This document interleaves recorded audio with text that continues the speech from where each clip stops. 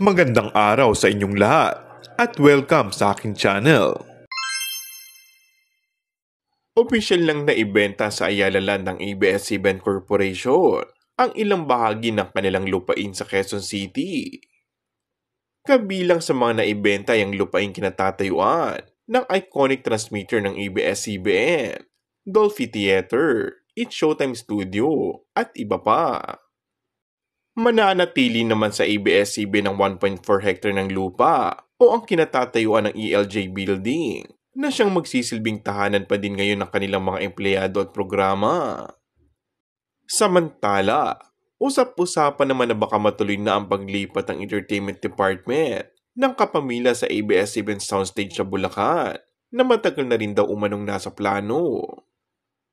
Mawawala man ang ABS-CBN Broadcasting Center. Naka-ready naman ang ABS-CBN Horizon IT Park sa Bulacan.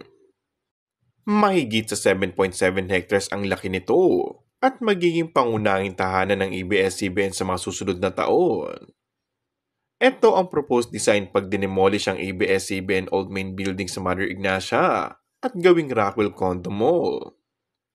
Pre-pandemic pa lang, may plano na ang Lopez Group na gawing mixed-use development ang ABS-CBN Broadcasting Center sa Quezon City, kaya ililipat na nila ito sa Bulacan Studio.